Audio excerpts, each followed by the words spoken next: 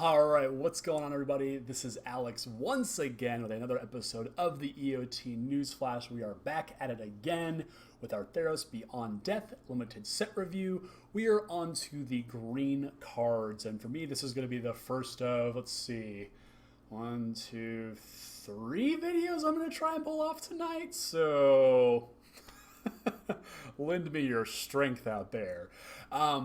Quick aside. Before I jump into the cards here, I mentioned this in the red set review, but I do think it bears mentioning again, especially if you're a newer Magic player. When it comes to limited play, there really is no such thing as a bad card. Certainly there are some cards that are just downright unplayable, that are very situational, but for the most part, there are no bad cards. Wizards designed these set to be played unlimited, and every card definitely has a role to play. Just look at original Innistrad, where you could literally play any card, it was going to be good. And so, as I was doing these ratings, and as I've been doing these videos for a while now, you start to see a pattern. There's lots of 2s in the middle. There's a couple of cards down on the 1 and the 1.5 scale. There's always going to be good 3s and 4s, but there isn't this mile wide gap between these things. The delta just isn't there. A couple of ways this has been, people have mentioned to remedy this is by changing my point scale, going to like a 5-point scale, which I don't really think increases that much of a show of change there, all the way up to a 10-point scale, which, let's be honest, there's no way I'm going to try and differentiate myself between a 5 and a 6. That's just, it doesn't work for Commander. It's not going to work for Limited either. So let's just drop that altogether. So instead, I really want to make sure we're focusing on the context of the card that we're talking about as it relates to Limited, and less so on the grade that I give it. Grade is good to go off of, but if we're going to say that all 3s are the equal, that just simply isn't the case here. So like I said, older Magic players really, I would think, have this already figured out.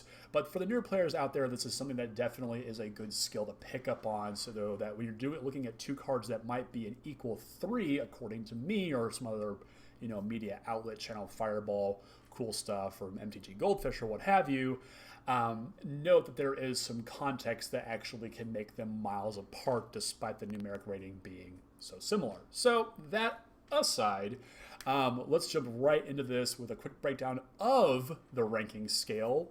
We have a 4-point scale. Ones of the cards that we should probably be never playing. These are the bottom of the barrel draft chaff, super situational cards that are going to be like your 23rd, 24th pick for your limited decks. The 2s are going to be the bulk of your deck, the more generic creatures, more generic spells, just, good filler. The 3s are their more premium cards, premium removal. Typically, your gold signpost uncommons, which sort of herald a color identity for a limited format and what that deck wants to do. That's going to be the cards that fall into that category. A majority of reds will fall in that category as well. And the 4s are your absolute bombs. It's your first pick in a draft. It's the card that you open in your sealed pool, pulls you into that color combination, and in general just wins the game for you. Now we also have 2 additional side categories. First one being S for sideboard, which are cards that you'll bring in if your opponent presents you with a threat that you couldn't normally deal with. Traditionally, this is things like enchantment or artifact removal. And then your build around these, denoted by Bs, are the cards that really need to have a deck built around them to reach their full potential. And without having that construction around it, they just kind of fall flat. So let's get that out of the way. That aside, let's go ahead and jump into our very first green card. We have a Rasta of the Endless Web. 2 green, legendary enchantment creature, Spider. At rare, 3/5 with reach, and whenever an opponent casts an instant or sorcery spell, create a 1/2 green spider creature token with reach. I go to bed and I close my eyes and I dream about this card and what it's going to do to my poor blue-red tempo decks in this format. I can just see it coming.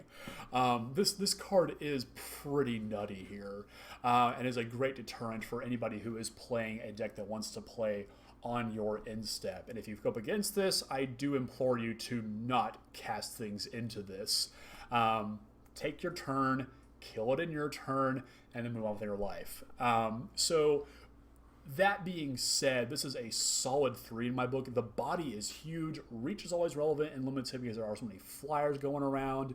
And that little extra incentive for your opponent to not be casting spells on your turn and force them to play a sorcery speed game is pretty cool if you ask me. Any card that can really sort of change the texture and tempo of a game, especially if opponents playing a certain kind of archetype, is always cool in my book. So solid 3.5 for a Rasta here. Next up, we have the Binding of the Titans. 1 and a green for a saga at uncommon. Stage 1, each player puts the top 3 cards of their library into their graveyard. Stage 2, exiles up to 2 target cards from graveyards. For each creature card exiled this way, you gain 1 life. And Stage 3, return target creature or land card from your graveyard to your hand. Now, we'll see why Binding those Titans is so relevant in the next video. That being said, this card is weird. It's kind of graveyard hate. I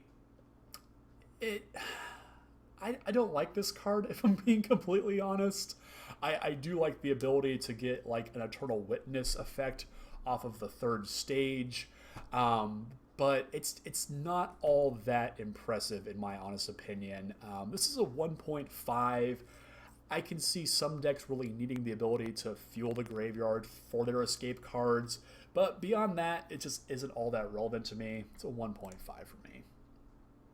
Next up, we have the Chain Web Arachneer. A single green mana gets you a creature spider uncommon 1/2 with reach. When it enters the battlefield, it deals damage equal to its power to target a creature with flying an opponent controls. We've seen this effect start to pop up more and more often with creatures with flying and reach. You can escape it for 3 and 2 green and exiling 4 other cards from your graveyard, and it escapes with 3 +1/+1 counters on it. This thing is insane! Obviously, you're not always going to have targets for it, but that's just okay. A turn 1 play that's going to come back as a 4/6, no, 3/5, I'm sorry, is pretty insane and is going to be a really good way to control the battlefield. Like I said, without the extra ability on there, it isn't as great as it can be, but this is still a very powerful uncommon. A 2.5, and against certain decks will absolutely put the hurt on them. Next up, we have Destiny Spinner. 1 and a green for an enchantment creature or human uncommon 2/3. Creature and enchantment spells you control can't be countered. Also, you can pay 3 green and target land you control becomes an XX elemental creature with trample and haste until end of turn, or X is the number of enchantments you control. It's still a land. So I've already heard rumors about this being played in standard in a Teamer Fires of Invention deck to be able to stop your opponent from countering your Fires of Invention, because without that deck, that card in that deck, it doesn't really do anything. But here, that's not really the point. The counter spells in this format are all pretty trash, and it's unlikely to actually have that come into play. It's that extra ability, though, to give yourself the ability to make elementals. And so if there is this heavy green constellation, like, I definitely think that's going to be a very powerful component. Being able to, obviously you have to do this on your turn, which makes it a little bit, worse for wear. Or, on your opponent's turn during combat to get a good block in. But I do think there's going to be a point in the game where you can actually start doing this on a relatively consistent basis and make one really big creature and start chunking in for a huge amount of damage. So, solid beater here. This one's definitely a 2. That definitely needs a bit of build around just so we can get, that elemental to be as big as you need it to be. Trample is very nice, of course.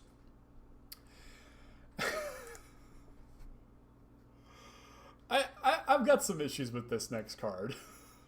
not issues, but man, Scott Murphy, you're playing to an audience here, man. Like, the art on this is just, I'm not gonna lie, it's kind of sexy. I'm not gonna lie, that's not the point. Dryad of Elysian Grove. 2 and a green for an enchantment creature, Nymph at rare. It's a 2/4 that lets you play an additional land on each of your turns, and lands you control are every basic land type in addition to their other types. God. I need a minute, guys.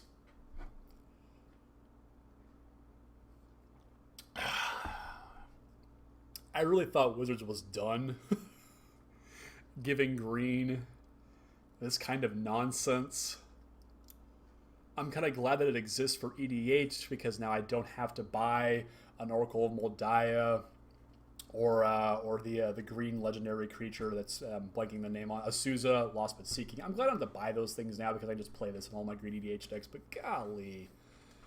Wizards, why do we keep putting cards like this in Standard? Whatever. Limited, this card is very good. Additional land ups is always powerful. Basically having 5 colors mana at your disposal at all times is also very powerful. 2/4 body, great for blocking. Not so great for attacking, but hey, at 3 mana you can't ask for much more. This is a solid 3, and I really hope that this just isn't a mistake. It's powerful. Just moving on. To the first Iroan games. Yeah. 2 and a green enchantment saga at rare. Stage 1 gives you a 1/1 white human soldier creature token. Stage 2 puts 3+1/+1 counters on target creature you control. Stage 3, if you control a creature with power 4 or greater, you draw 2 cards. And stage 4 gives you a gold token. Get it? It's a gold medal.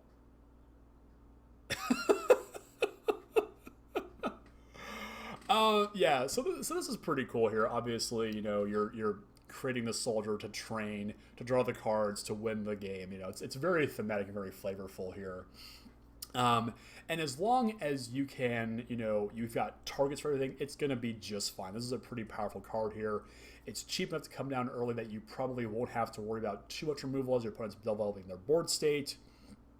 And, you know, that gold token is just kind of, it's whatever. It's whatever. This is a pretty solid card, though. It's a 2.5 for me. You know, it's always great to see, you know, card advantage in green, which is traditionally, wait, that's not true. It's been very good at drawing cards recently. Forget what I just said. This card's terrible. No, it's not. This is a solid 2.5, though. This is a great way to, you know, build up an army, you know, move the counters to the right creatures that you need to.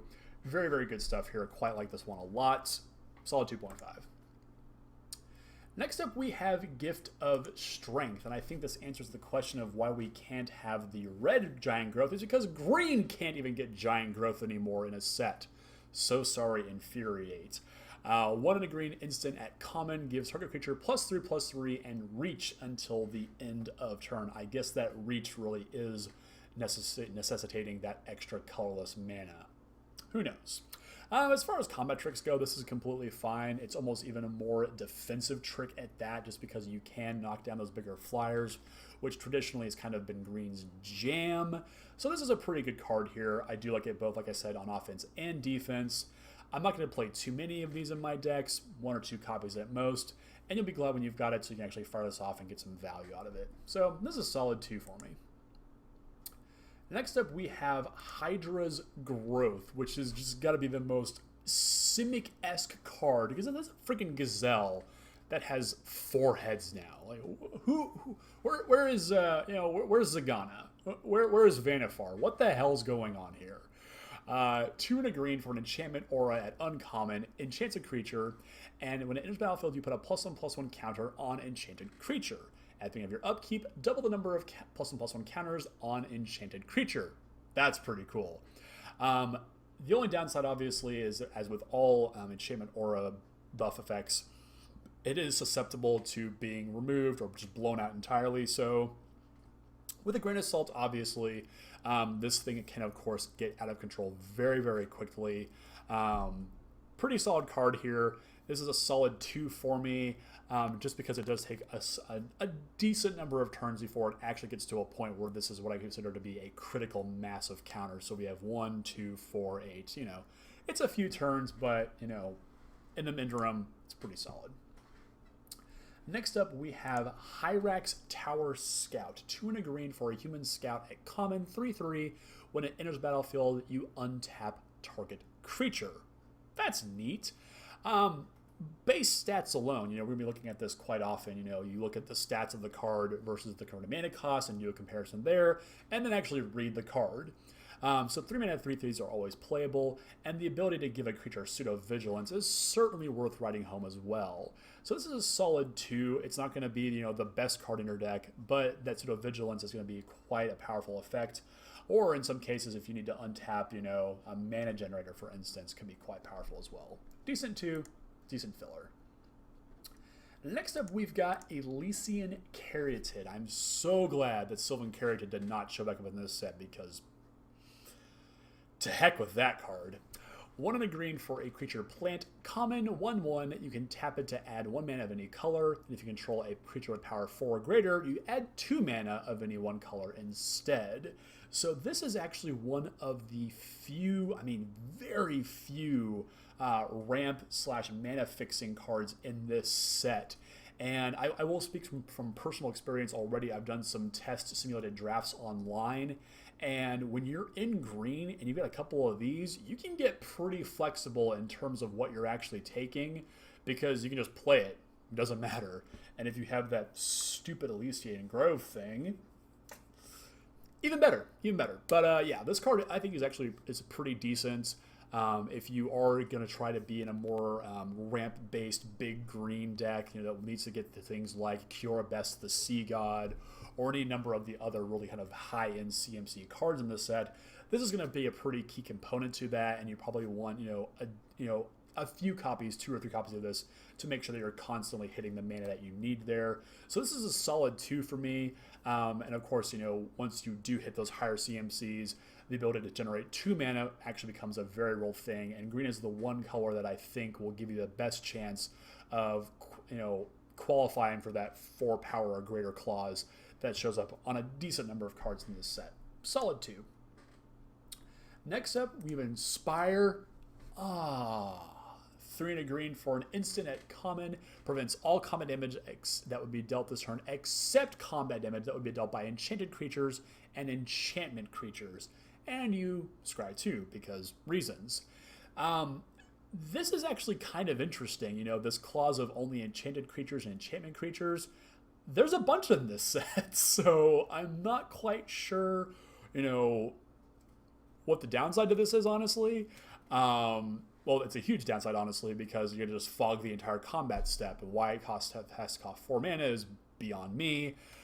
I'm certain there are some decks that will be able to take full advantage of this and just blow out their opponents who are not taking advantage of enchantment creatures or enchanted creatures. Interesting. I'm not really sold on this one just yet. I'll need to see this one play out. So reserving a higher grade, but for right now, 1.5. Next up, we have Colossus's Design. 5 and a green for a sorcery at uncommon. Creatures you control get +X/+X until your end of turn, where X is your devotion to green. Hwumph! I would say that if your devotion to green is anywhere north of 4, this is basically overrun. It sucks it doesn't give it trample, which is unfortunate. But more than likely, if you cast this, the game will be over in short order. This is pretty powerful stuff here. Being 6 mana is kind of a drawback, but hey, it's whatever. Like I said, Devotion X is greater than 4. You're in pretty good shape for this one. This is a solid 2.5, especially because we're in green where there is a ton, like we've already seen, to accelerate this out, accelerate other creatures. This could come down relatively early and put the real hurt on your opponent. And next up, we've got the Loathsome Chimera. 2 and a green for a creature Chimera. Common 4/1. It escapes for 4 and a green. Exile 3 other cards from your graveyard. And escapes with a +1/+1 counter on it. This one is unfortunate because it doesn't have any kind of removal on there. The 1 or 2 toughness, depending on when it's been put into play, is a major drawback and really does need to have some support to go with it, be it some aura or combat tricks. Otherwise, this thing is pretty embarrassing. 1.5 for me. Next up, we've got Mantle of the Wolf. 3 and a green for an enchantment aura at rare. Enchants a creature and gives that creature +4/+4. Holy crap. And if that wasn't enough, whenever it is put in the graveyard, you create 2/2 green wolf creature tokens. Not bad.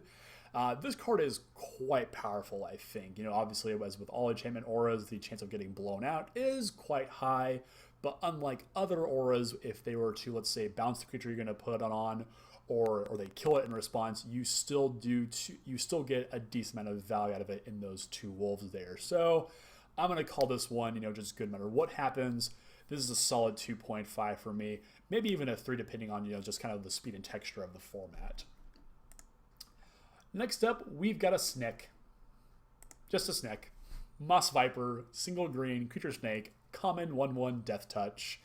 I can see this thing causing problems. I cannot recall the creature that I'm thinking of that was very much like this. Maybe it was a black creature. Basically the exact same thing, only it was black.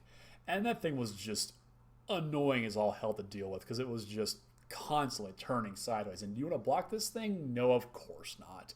But eventually you'll have to. So this thing probably has some good utility to it.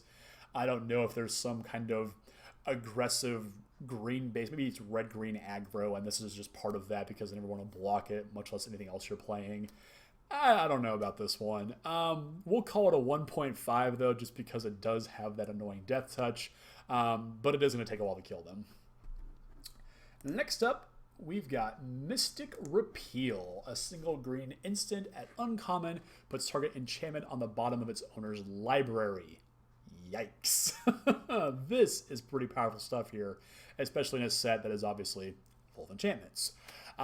In other sets that are not Theros, this would be relegated to the sideboard only, but seeing how as we are dealing with enchantment creatures, very powerful auras, all kinds of things, gods, for instance, this could easily be main decked and you won't feel bad about it. I would say that in about 3/4 of your games, there will be at least one good target for it. So I'm not embarrassed to start this in my main 40. So I'm going to give this a solid 2 here because it is pretty much just removal. Next up, we've got the Nescient Boar. 3 green for a creature boar, rare, 10/6. All creatures able to block Nescient Boar do so. Wow. And whenever Nescient Boar becomes blocked by a creature, that creature's controller draws a card. So it's blocked by a creature, that creature's controller draws a card. Yeah, so the person who's blocking it draws the card. So there's some weird push-pull here on this thing. That being said, this will kill everything that it blocks, that gets blocked by it. Yeah. Just flat out. Yeah, this thing's pretty gross, especially if it has any combat trick on it. Give it first strike somehow, trample somehow. This thing's pretty gross here. Obviously, the downside of giving your opponent cards is pretty gross. This one's. I was going back and forth on this one a lot, actually. It's a huge amount of power, but that is a massive drawback, and it doesn't take a whole lot for this thing to be just, taken down in one combat step, even though you might lose those creatures as well. But I don't know. I decided on a 2.5 for this, just because when it hits, it's going to hit hard. And if you manage to, out-tempo the combat step, be it bounce spells or maybe something that's going to shrink their power, or just, flat out kill spells before the combat even starts, this thing's going to go hog wild. Sorry. 2.5. Next up, we've got Nescient Hornbeetle. 1 and a green for a creature insect, uncommon 2/2. At the beginning of combat on your turn, if you control another creature with power 4 or greater, you put a +1/+1 counter on Nescient Hornbeetle. So that's not terribly embarrassing. 2-mana 2/2s, traditionally always playable. And of course, if we mentioned already, green is the one color that will be able to consistently put that 4 power greater on the battlefield without any additional cards or buffs on it. So we can expect this thing to grow decently large here. So at that point, I'm not embarrassed to play something like this. So this is a solid 2 for me, especially if it can go just a little bit bigger. And next up, we have the Nescient Wanderer. 1 and a green for a Satyr Scout, uncommon 1/3, Constellation. Whenever an enchantment enters the battlefield under your control, look at the top 3 cards of your library, and you may reveal a land card from among them and put that card into your hand. Put the rest on the bottom of your library in a random order. So this is kind of a weird push-pull. Obviously, those 3 cards you look at, they might be cards, I don't know, you want to play at some point. But then at the same time, if you are consistently triggering Constellation, if you've got some other Constellation cards that lets you draw other cards and other ways to draw more cards, the downside of putting those on the bottom of your library, you'll see those cards again, I think. And so I don't think there's much of a downside to just playing your enchantments out and letting this trigger. Yeah, you're going to miss out a couple of times, but I think just the eventuality of your deck basically cycling through itself with enough Constellation triggering, I think you're going to be okay here. And of course, hitting land drops in limited is absolutely paramount. So I'd say we're pretty solid here. So this is a solid 2 for me, just because it does take a while to get going. And of course, there are those opportunities for you just to miss entirely. And well, you look a bit foolish at that point. But other than that, pretty solid. Next up, we've got the Nexus Wardens. 2 and a green for a Satyr Archer at common with reach. It's a 1/4 with Constellation. And whenever an enchantment enters the battlefield under your control, you gain 2 life. This is a pretty powerful card here, I think. Being at common and gaining that kind of life with these kind of stats, this is going to hold the ground for quite a long time and will eventually demand a removal spell from your opponent. Now, I haven't brought this up until this point, and I do think it's worth, at least mentioning one time, but there is this notion of gaining life in limited. Many years ago, a good buddy of mine, Tyler, kind of pitched me this whole idea that most limited decks are only designed to deal about 20 points of damage. Anything beyond that, it's a bit difficult. So if your deck, let's say, is able to gain, 8, 10 extra life, that gives you that much more of a buffer because your opponent's deck might not have been built to go that extra 10 points of damage. And that's actually huge. It gives you that buffer to find the cards you need to win the game. Now, I'm not saying that this is an absolute end-all be-all ipso facto, statement here. So with a grain of salt, obviously. But life gain cannot be underestimated in a game of limited to buy you time, to draw your threats, and end up winning you a game in the long run. So I like Nexus Wardens for that very reason. I'm going to give this a 2, and as long as you've got a reasonable way to constantly trigger Constellation, you're going to be quite happy with this card. As you will be with this next card. This is Leia, Keen-Eyed. This was the very first god that was revealed to us. Leia is a 3 and a green legendary enchantment creature god, mythic rare, 5/6, indestructible. Has the usual mumbo jumbo about it being not a creature if your devotion is 5 or less. Creature spells you cast cost 1 generic less to cast. Hello. And by paying 2 and a green, you can reveal the top card of your library. If it's a creature card, put it into your hand. Otherwise, you may put it into your graveyard. That is cool. I would be happy to fire this off at the instep of any turn if I've got the mana available. And you're literally going to be drawing, let's say, half a card every time you activate this, barring lands and other spells. The ability to put those into the graveyard if it is land that you don't need anymore is quite huge. So we can bump it up to drawing 0.75 of a card at that point. So we can make up numbers all day long. This card is insanely powerful. Creatures will always be the core aspect of any limited game, and to cast them for cheaper is just icing on the cake. Leia is a stone cold 4. Enough said. Any green deck, full stop. And next up, we've got Nylea's Forerunner. 4 and a green for a enchantment creature beast at common, 5/3 trample, and other creatures you control have trample. I'm reminded of the elemental deck from Core 2020 where one of the elementals actually gave all elementals trample, and so many limited games lost where I just couldn't find my copy of it. But that's neither here nor there. Here we are with Nylea's Forerunner. I do think this is a quite powerful effect. The stats alone are quite good. 3 toughness is a bit of a weakness for it, but I think if you can kind of get around that and make some good, alpha strikes with this card, you'll be quite impressed. So I'm going to put it at a 2. Probably could bump this up to a 2.5 with the right build around it. And of course, you got to give it points for triggering Constellation, maybe gaining you some life, maybe getting some +1/+1 counters. You know how it goes. Solid 2 here. Next up, we've got Nylea's Huntmaster. Leia has a bunch of cards named after her, and I'm not sure why that is, but hey, who cares?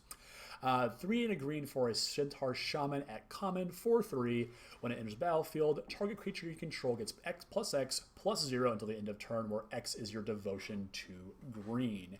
Now, this would absolutely be a card that I want to follow up with the Forerunner to make sure that power boost is going to cut for something and be some real trample damage here.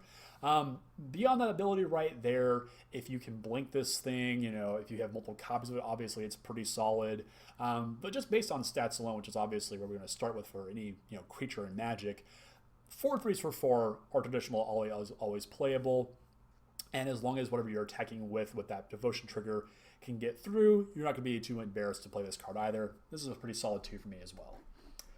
Next up, we've got Nylea's Intervention. X green sorcery at rare. Choose one. Search your library for up to X land cards. Reveal them. Put them into your hand and shuffle your library. Or you have it deal twice X damage to each creature with flying. So it's a massive hurricane.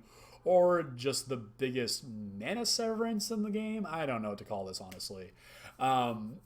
Now, if it put them into play, this card becomes pretty ridiculous. But simply drawing the lands is certainly defensible, I think. And if you can fire this off for, let's say, 3 or greater to draw 3 lands, I think that's pretty powerful just so that you can ensure you're hitting your land drops throughout the game. And of course, flyers are always relevant in limited, so the twice X damage to all those creatures is going to be quite powerful as well. So something like this might typically be regulated to the sideboard, but in this case, I do think this is quite main boardable. I don't know how valuable it is to be able to draw all those lands, especially if you've got a bunch of cards in your hand. So I call this one a 2, possibly stronger depending on the matchup. Next up, we've got the Nyx Herald. 2 and a black for enchantment creature, Centaur Shaman, uncommon 2/3. At the beginning of combat on your turn, target enchanted creature or enchantment creature you control gets +1/+1 and gains trample until the end of turn. So I do like the fact that this can target itself. That's pretty good. But of course, other bigger creatures than itself can certainly benefit from that ability as well. So just any green deck can honestly take advantage of this. If you combine this with the Forerunner, you're going to have a pretty solid time to be able to turn your creatures sideways and not fear too much for repercussion. Nyx Herald, this is a solid 2, 2.5 if you've got a bunch of beefy creatures to back this up. And then there's this stupid thing. I was already irritated by Elysian Grove Nymph thing. But what the hell, Wizards? Nix Bloom Ancient. 4 green. Enchantment creature, elemental, mythic rare, 5/5 with trample. And if you tap a permanent for mana, it produces 3 times as much of that mana instead. How big of a Hydras Growth can you possibly make with this? I don't even want to know. I don't even want to know. But this thing is pretty absurd. Fortunately, it's not huge. 5/5 is pretty manageable for limited. And by the time you're actually casting this, 7 mana is about towards the end of a game of limited. You have drawn almost half of all of your mana sources in your deck, or if you accelerated out with something like maybe a Nylea's Intervention or something like that. But I can't say that triple mana generation is going to be all that useful unless you just have something like Nylea herself to activate that ability a ton of times, or some other X spell in your deck, or some other mana sink that can just go crazy with. So yes, this is a powerful effect. Is it going to break the game in limited? I don't think so, but it's still pretty cool, and I do like the design quite a bit. Solid 2.5. I easily see myself taking this and ramping as hard and as fast as I can into this big guy. Pretty cool stuff. Next up, we've got the Nyx-born Colossus. This is green's big beefy enchantment creature with a poem on it. 3 triple green enchantment creature giant, common, 6/7. The fact that green actually has the creatures to give all other creatures you control trample actually makes this one quite relevant. So this one is a bit better than all the other big beefy creatures with a poem on them. So this is a solid 2.5 for me. 6/7 is a massive amount of power and toughness. So don't sleep on this one. Ramp into it if you can and start turning sideways. Next up, we have Omen of the Hunt. Probably the second best Omen in the set, behind the blue one if you ask me. Omen of the Hunt is 2 and a green for an enchantment at common with flash. When it enters the battlefield, you may search your library for a basic land card, put it on battlefield tapped, and then shuffle your library. And you can pay 2 and a green to sacrifice it, and scry 2. So this is instant speed rampant growth. That's pretty cool. I guess this would be cultivate in this case without the extra card in the hand, but whatever. The ability to go and get lands at instant speed, especially at your opponent's instep, trigger a constellation ability, gain some life, what have you, is quite powerful. And between this and the Caryatid, there is, like I was talking about, there is some flexibility to play, a number of different colors in these green decks. I'm not saying go full ham on it, but if you have a couple of good cards for splashing, this will certainly help you get there. So, like I said, second best of the Omens, maybe better than the blue one. We'll have to see about this one. But just with the ability to ramp and get ahead of the game, this is a solid 2.5. There's a lot of flexibility built into this card. Next up, we've got Ferrous Band Brawler. 4 green for a Centaur Warrior at uncommon 4/4. When it enters the battlefield, it fights up to 1 target creature you don't control. So this reminds me of the Indrik from Guilds of Ravnica that did the exact same thing essentially. And I quite like this card as well. The double green, of course, obviously lends itself to a more heavy devotion deck. So something like Kithis' Inspiration or the big X, plus devotion spell that we looked at earlier will go a long way with this. And I do think it's quite powerful here. Getting a 4/4 after fighting is nothing to scoff at. Pretty powerful card here. This one's a solid 2.5 for me just because that 4 magic number is enough to take out a majority of creatures in the format. Good curve topper here. Next up, we've got Plummet. Classic Plummet. 1 and a green for an instant at common, destroys target creature with flying. This is sideboard material, plain and simple. Moving on. Next up, we have Relentless Pursuit. 2 and a green sorcery at common, reveals the top 4 cards of your library, and you may put a creature card and or land card from among them into your hand, and the rest into your graveyard. This is our first appearance of Calyx, the new Planeswalker in this set, so we'll get to him here in a little bit. This is pretty good stuff here, just the ability to dig 4 deep and find creatures and lands, basically drawing 2 cards for 4 mana. Pretty powerful here, and also the ability to fuel escape is also some added benefit as well. And we have seen a good number of cards like the Binding of the Titans to go and get those cards from your graveyard back into your hand. So with elements of recursion, this is a pretty solid role player in a deck that has those aspects. So it's a solid 2 here for me. Pretty cool stuff. Next up, we have Renata, Called to the Hunt. 2 green legendary enchantment creature, demigod, uncommon, star 3, and its power is equal to your devotion to green, so much like Calliope, Blessed by the Sea. Each other creature you control enters the battlefield with an additional +1/+1 counter on it. Yikes!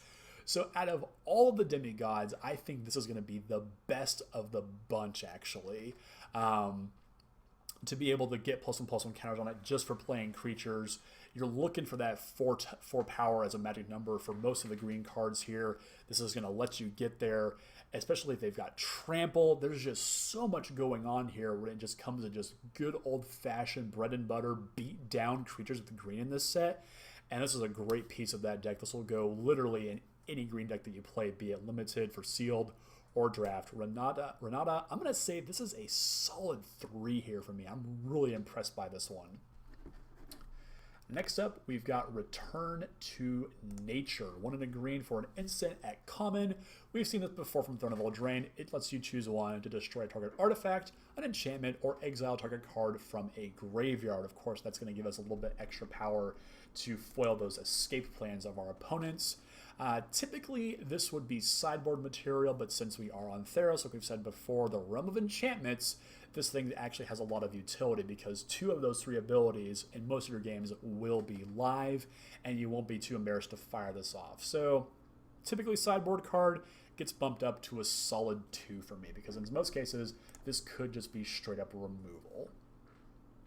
And next up, we have the Tessen Champion, 2 and a green for a human warrior at rare. It's a 1/3, and whenever you trigger Constellation, you put a +1/+1 counter on Tessen Champion, and you draw a card. So that's actually quite powerful here. If you have any of the Omens to go along with her, it's a great way to do some instant speed pumping there. Possibly draw more abilities. You know, there's all kinds of things that this card can do. So even though it starts off relatively weak, in the right build, this is going to become quite impressive. I don't think you need to go too heavy on the enchantments to make her powerful, but of course in a deck that really is focused on Constellation and other enchantments, you're going to get a lot of value out of this card. 2.5 for me. And next up, we've got Tessen Petitioner, 1 green for a human druid at uncommon 2/2, and when it enters the battlefield, you gain life equal to your devotion to green. There's that life gain aspect I talked about again.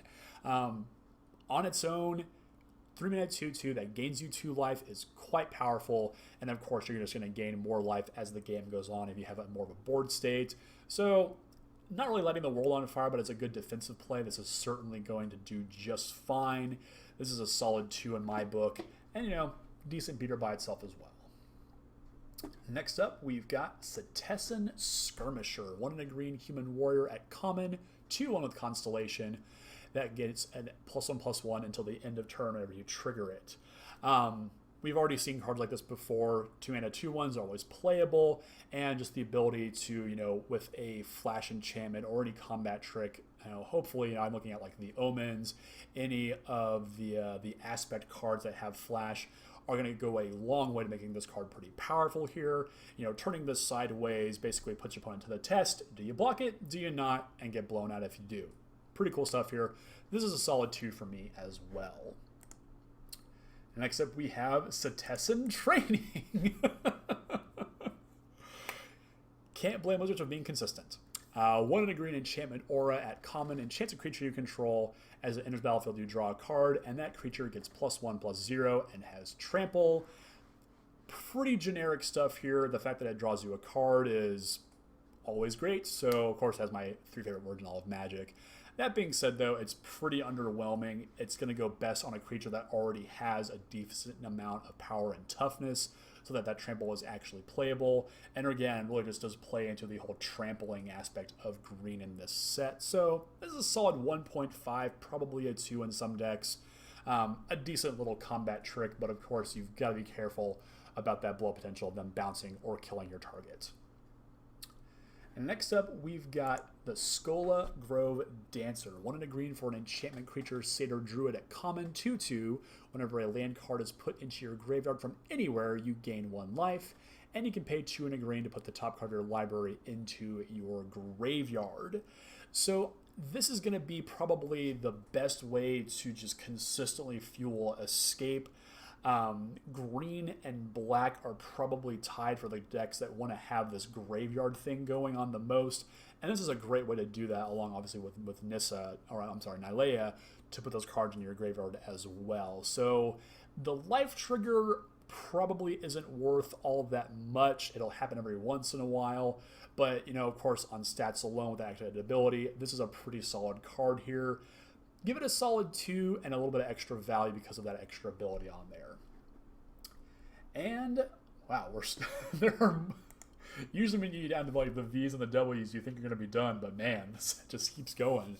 Voracious Typhon, 2 green snake beast. Wow. Common 4/4 escapes for 5 green and 4 cards exiled from your graveyard, and it escapes with 3 +1/+1 counters on it. Yikes, this thing is insane.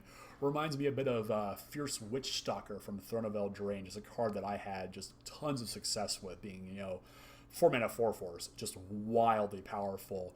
And of course, with all of the trample granting in this set, I can see this thing be an absolute beast in Limited, and I'm not embarrassed to be able to fire out that 7-mana escape and get it back in the action. This is a solid 2 for me, and probably is worth a little bit more in a deck that can grant it trample consistently.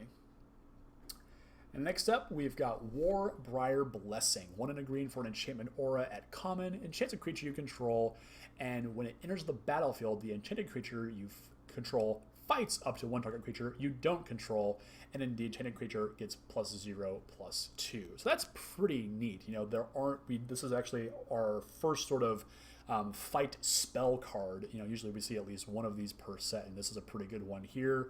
I like the fact that it's giving a toughness bonus as opposed to a power bonus. You know, typically you can just get into a situation where the fight really is just KOing both creatures here, but this at least gives it some ability to survive that fight as well. So, as good as this is, you know, I'm going to put this down to probably as a 1.5.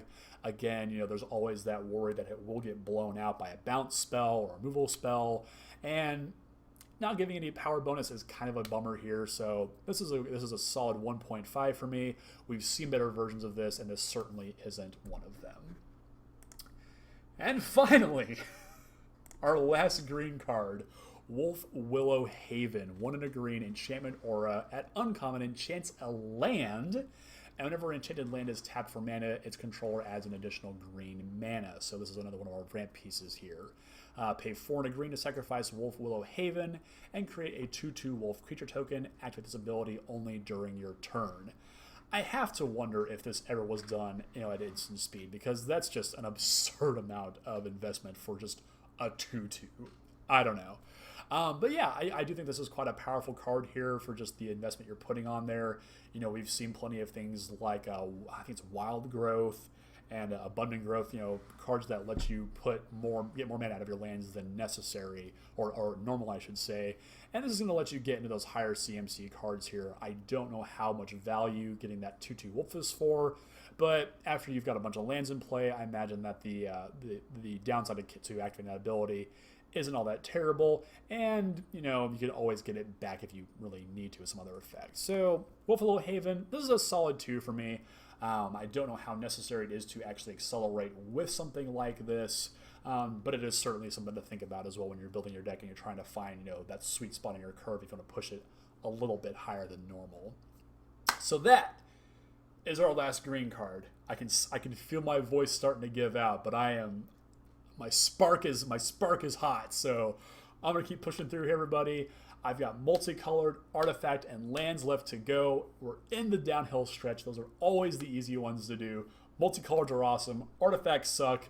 Lands are always playable as long as they're dual lands. Piece of cake. So thank you so much, everybody, for watching again. If you haven't already, go back and check out the white, blue, black, and red videos that we've already uploaded tonight. And of course, the Prudence is this weekend, so I hope this is going to be helpful as you sort of sit down and you crack your pre-release kit and build your decks. If you think I've just completely underestimated a card, grossly overestimated something, let me know down in the comments. Always good to get that Discord going. And of course, don't forget to like and subscribe to the channel here. And of course, if you've really been enjoying it and want to share with your friends, don't forget to click that share button. It really lets me know that you guys are out there watching. So, have a great night, everybody, and thank you again for watching.